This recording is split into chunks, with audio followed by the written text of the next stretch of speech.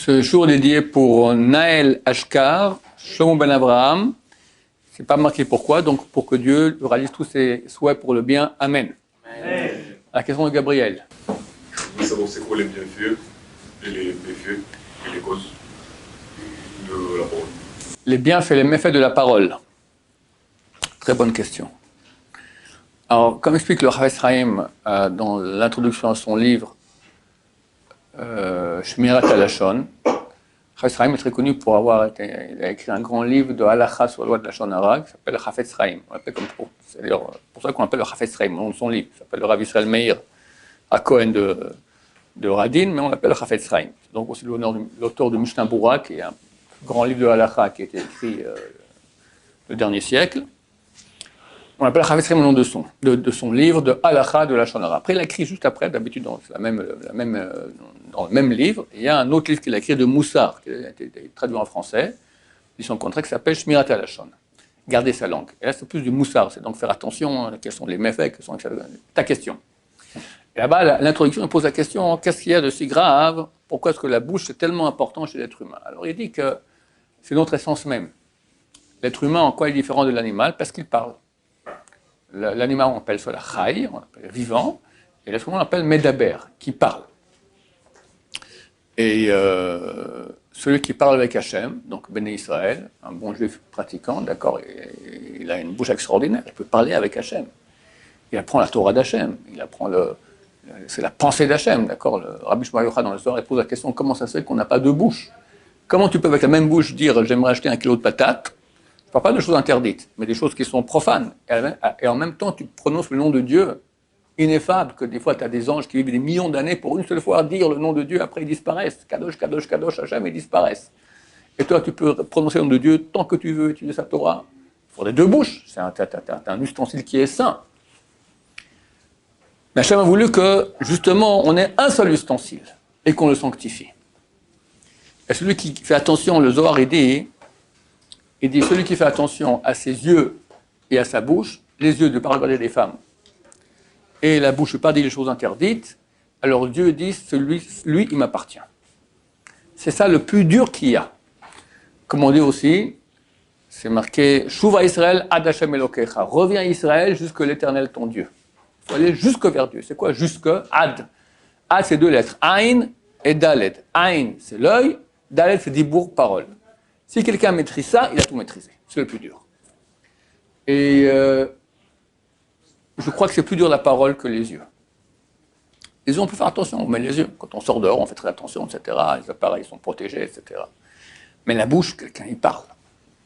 C'est très, très facile de transgresser un interdit avec la bouche. Et des fois, ça a des conséquences phénoménales. Par exemple, la Lashon Hara. D'accord? Gabriel, voilà. Quelqu'un vient et me dit sur toi, même un truc qui est vrai. Si c'est faux, c'est encore plus grave, c'est Motsi Shemra. Quelque chose qui, à mes yeux, te déprécie. D'accord? Par exemple, on a vu Gabriel aller dans la cuisine en cachette, ouvrir le frigo, comme ça, prendre je sais pas moi, on appelle ça taquis à l'échiva. Il a pris un hamburger comme ça, il se l'est fait, d'accord, il a piqué. Ok? Admettons que c'est vrai. Bon, t'as eu faim, t'es un voleur, etc. Mais moi, quand on me dit ça, c'est fini. Moi, Gabriel, je mets une croix dessus. Ça veut dire, je ne regarde plus le même s'il est gentil avec moi et bon élève, etc.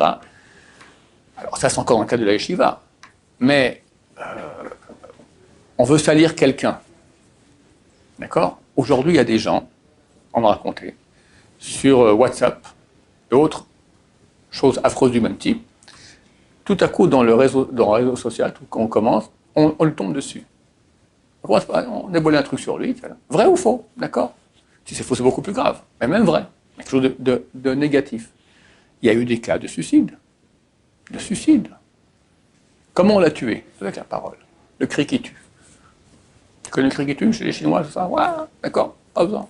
Tu dis, il a fait ça et ça, et voilà, le type, il a la honte de sa vie parce qu'on parle de lui autour de lui. Terrible, terrible, terrible. On peut tuer quelqu'un. Ça, même quand c'est vrai, les gens croient que quand c'est vrai, on a le droit de le dire. Je dis la vérité, c'est archi faux. Ça s'appelle la Lashon Hara, c'est un des plus graves péchés qu'il y a dans toute la Torah. Motsi Shemra, c'est quand on dit quelque chose qui est faux. ou à moitié vrai. On exagère un peu, ça s'appelle faux. Presque vrai égale faux. Presque vrai égale faux.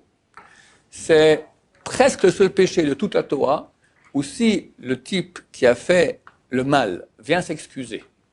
Moshe a parlé du mal de Yosef. D'accord? Moshe regrette. Vient voir Yosef et lui dit « Excuse-moi ». Si c'est un lachon hara, si tout ce que dit Moshe sur Yosef est vrai, alors au bout de 3 fois que Moshe vient demander des excuses, des vraies excuses, en regrettant, en pleurant avec une délégation, 3 fois, Yosef est obligé d'excuser. Sinon, c'est Yosef qui est fautif et Moshe qui n'a plus de péché. C'est comme ça pour tous les péchés de la Torah. C'était comme ça qui s'est passé avec Jésus, non? Il a fait une faute avec son bras. Ouais, il est venu plusieurs fois s'excuser, et la fois est venue où déjà c'était. Voilà, il faisait Shema Israël et il n'est pas venu, c'est juste. Si c'est Moshe Shemra, si Moshe a dit sur Yosef une chose qui est presque vraie, il dit il vient toujours en retard. C'est faux. Il vient souvent en retard, très souvent, mais pas toujours, c'est déjà faux. C'est déjà faux. Donc toujours et très souvent, c'est déjà faux. C'est un manque de précision. Ça s'appelle Motzi Shemra. Et là, la halakha dit, il peut venir 1000 fois, 10 000 fois, 100 000 fois. Il demande pardon de Yosef. Yosef peut dire, je ne te pardonne pas. Tu as été Motzi Shemra. Je ne te pardonne pas. Et Yosef est dans son droit. Tellement c'est grave. Si on a tué le fils de Yosef, si on a quelqu'un a fait l'adultère de la femme, il a interdit cette femme à son mari, à Yosef, d'accord, on vient pardonner, il doit pardonner au bout de 3 fois. Tu vois, un vrai pardon, on pleure vraiment, bien comme il faut. Moshe Shemra, même 1000 fois, il ne pardonne pas. Tu vois un peu ce que c'est l'impact de la bouche? Rien. Même pas. Un rav a fait un chiour. D'accord? Et quand on sort, quelqu'un a dit, c'était sympa le chiour. Tout fait, bof. Rien. T'as pas dit grand-chose, hein? B-O-F. Mais tu sais, l'impact que ça, les gens qui ont entendu ça autour de... C'est-à-dire, bof, que tout le monde entende, d'accord? Le Rav, il a réussi, il a fait un impact, les gens ont commencé à faire tchouva, ils ont dit, bof, t'as tout cassé l'effet. Si c'est pas réflexe, c'est pas en pensée. Mais c'est un mauvais réflexe. Qu'est-ce que tu veux dire? Quelqu'un maintenant... C'est un avis, ça, c'est pour Shemra. Personne Hachem, tu auras des enfants, d'accord? Attends, ton gosse, à l'âge de 2 ans, il t'énerve. Et toi, par réflexe, tu lui fais qu'une tarte, d'accord? Tu dis, c'est pas réflexe. Tu sais qu'ici en Israël, on fait 7 ans de tôle pour donner une tarte à son gosse. 7 ans de tôle, c'est un réflexe. Le réflexe, c'est pas une bonne excuse. Quelqu'un doit travailler pour maîtriser ses réflexes. D'accord? On ne peut pas. C'est vrai que c'est moins grave que si c'est prémédité et dit je vais maintenant lui flanquer une tarte à mon fils de 2 ans et je vais l'écraser en petits morceaux. D'accord? C'est beaucoup plus grave que si c'est pas réflexe. Mais quand même, on est des Bnei Adam, on doit travailler sur soi pour arriver à maîtriser. Et c'est vrai, tu as raison. Je crois que maîtriser sa bouche, c'est très, très, très difficile. Pourquoi? Parce qu'on a l'habitude de parler. On n'en fait pas attention à ce qu'on dit. Donc on peut pas lachon hara. Alors, il y a des lachon hara où c'est permis. D'accord. Alors, il y a des cas qu'on appelle... Tout le livre de Rav Israël, c'est pour dire des cas, pas où c'est interdit, où c'est permis de parler. D'accord? Il y a un cas qui s'appelle le choix des toilettes avec utilité. Il y a 7 conditions. Et si les 7 conditions sont réalisées, alors on est certain de ce qu'on dit. On l'a vu, donc on est certain, pas qu'on a entendu. Ensuite, on est certain que ce qu'on a vu, c'est vraiment mauvais d'après la Torah. Troisièmement, on le dit sans haine. Quatrièmement, le type, quand on fait, ne doit pas nous croire, mais il doit juste prendre en considération. Cinquièmement, il faut qu'aucune nuisance soit faite à ces personnes, plus que ce aurait statué un bédine. Et encore d'autres raisons. Si tout ça a été, on ne peut pas arriver à la conclusion qu'on veut sans passer par la lachon hara, d'accord? Alors au bout d'un moment, ça s'appelle un lachon hara les toilettes, et c'est une mitzvah de le dire. Mitzvah, d'accord? Mais il faut apprendre. Qui, quoi, comment? D'autres exemples? Ben, c'est très courant dans un couple. Madame énerve son mari. Madame, on va l'appeler Tzipora, énerve Moshe, d'accord? La femme de Moshe s'appelle Tzipora.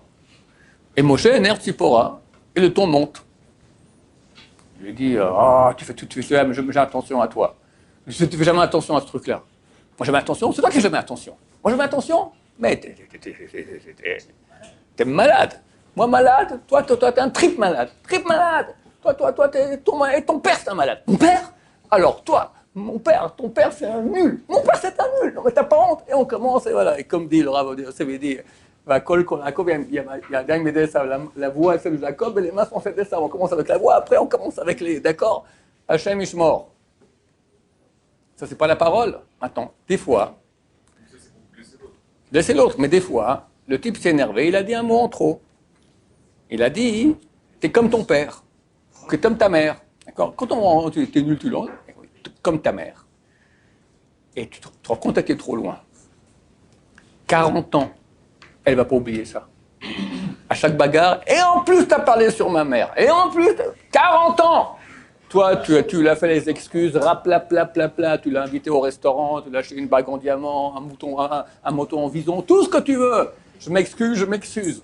40 ans, elle te le rappellera. Une fois, tu as osé dire, hey, t'es comme ta mère.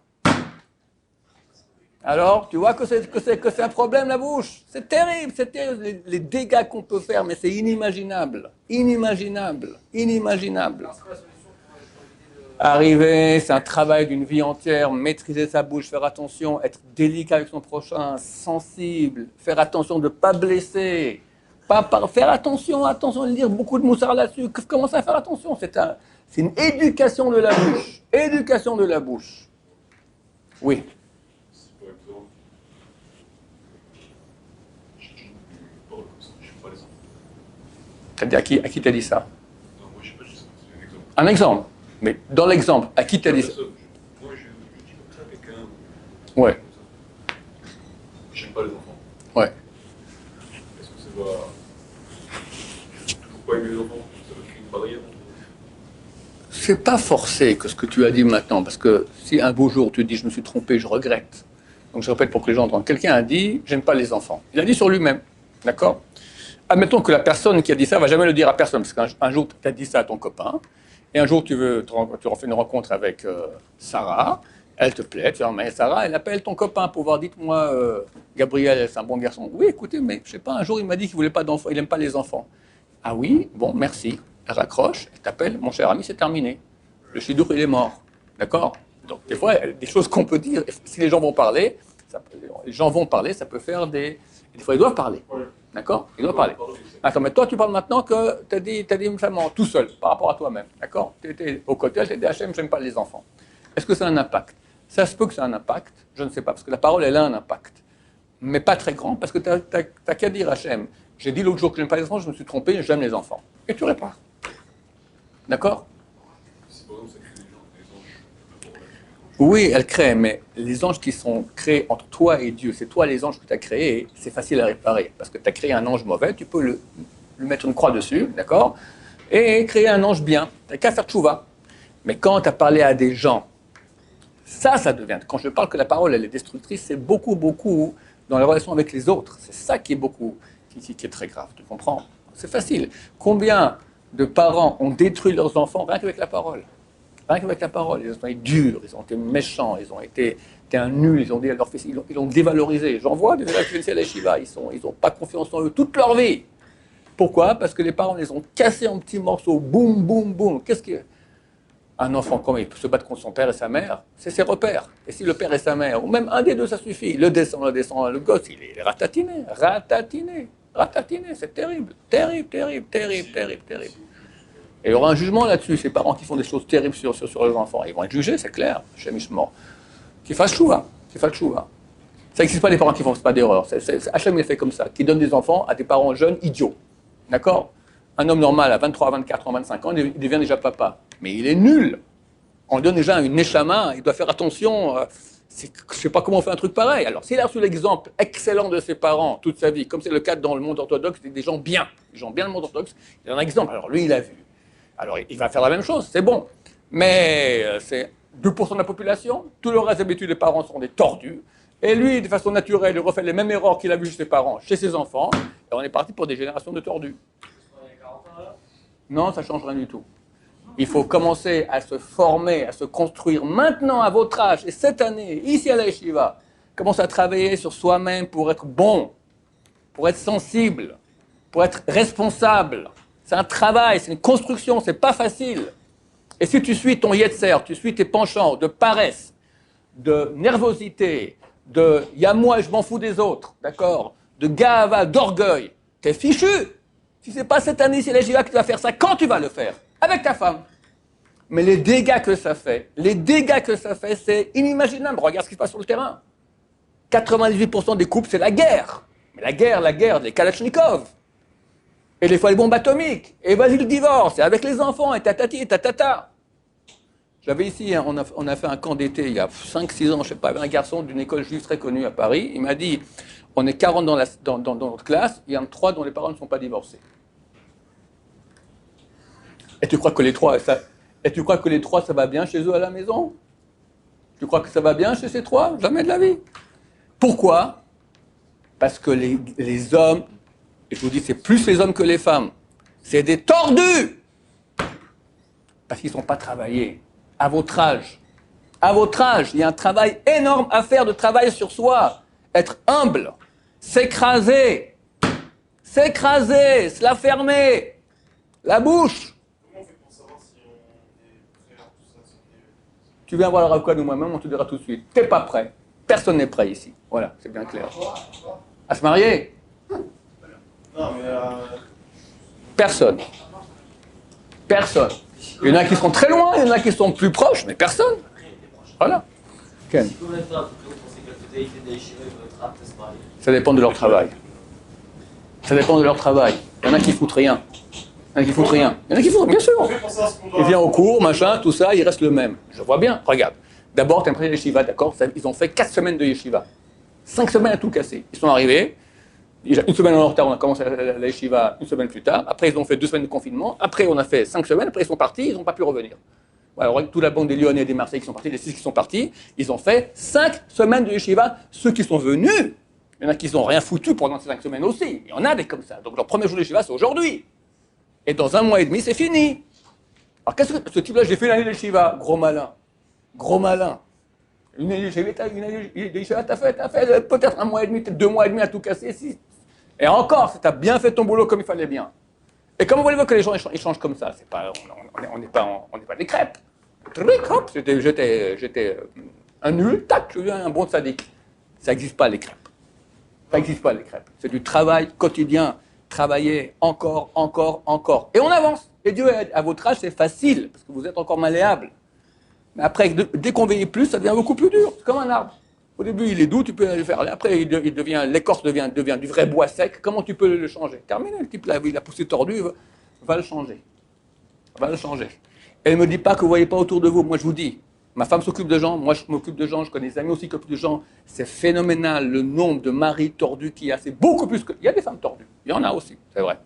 Mais beaucoup moins. Les maris tordus, ça pullule. Et il peut être super religieux.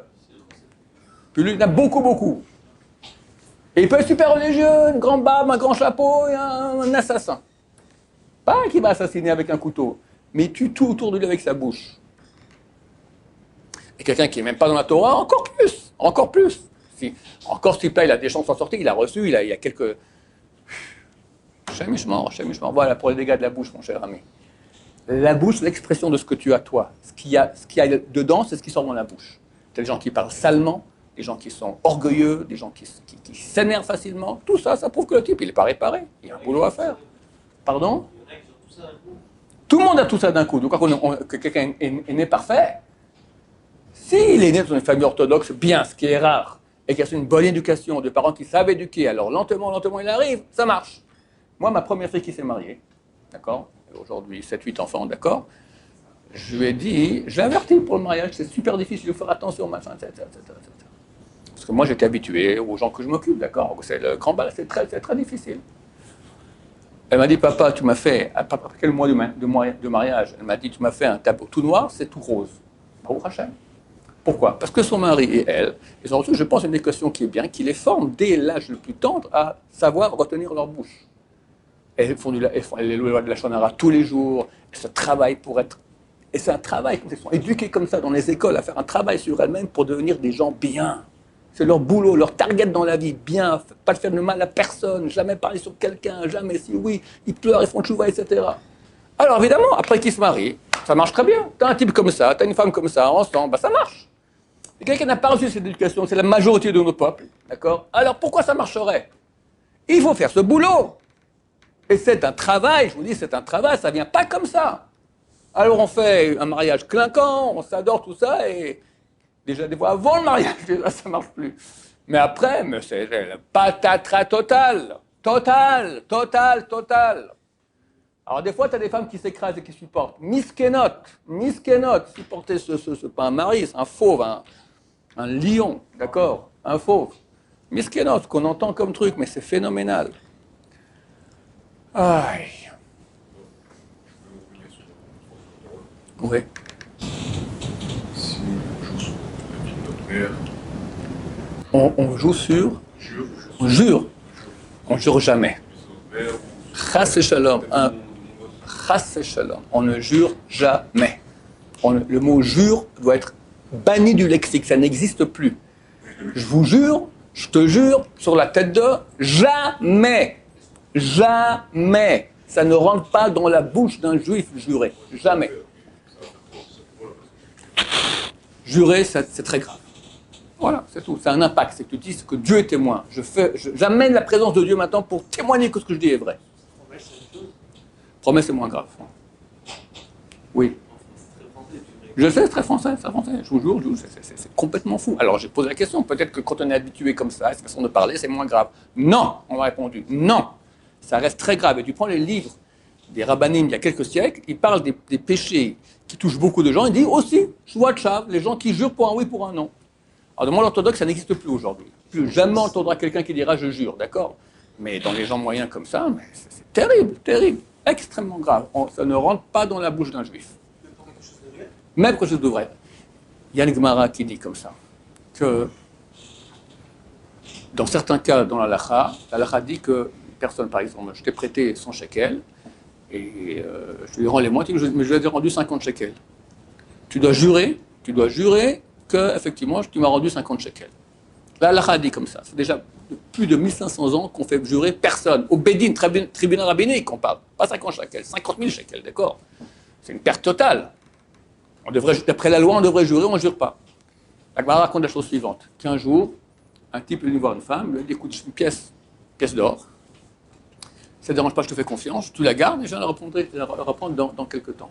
Ok, elle prend la pièce d'or, c'est une femme très très bien. Elle la cache où? Elle a un pot de farine. Elle le flanque là-bas, personne n'ira chercher là-bas, c'est bon. Quelques mois passent, elle oublie, elle prend la farine, elle le vide, elle fait des petits pains, elle vend les petits pains. Elle vend les petits pains avec la pièce d'or dedans. Bon, quelqu'un a vu, il a dû manger la pièce d'or et hop, il était très heureux. Elle n'est pas au courant. Le type vient, il lui dit, ma pièce d'or. Et là, oh là là là là, elle se rappelle. Je jure qu'un de mes enfants meurt si j'ai profité de ta pièce d'or. Comme ça, elle a dit. Le lendemain, son fils est mort. Elle a profité? Non. Elle a vendu le pain, terminé. Elle n'a pas profité. Elle a vendu un pain, son pain, le pain lui appartenait. Elle n'a pas pris la pièce. Et alors? Elle a joué sur le. En fait, on peut pas jouer sur le. En fait, elle-même, elle n'a pas fait exprès. Elle n'a pas profité de la pièce. Elle n'a pas profité, mais en soi, elle a vendu un pain, il y avait une pièce dessus. Et alors? Mais elle a vendu plus cher. Elle a vendu 1 centime plus cher à cause de la pièce. Tu as raison, mais elle n'a pas vendu la pièce. Elle a vendu au même prix que tout. Elle n'a pas profité. La Gemara dit oui, elle a profité. Parce qu'elle a économisé le volume de la pièce en farine. Combien c'est? Comme ça, un peu de farine. Son fils est mort. On peut jurer, Hashem Yishmor. Baruch Adonai, l'olam, amen, amen.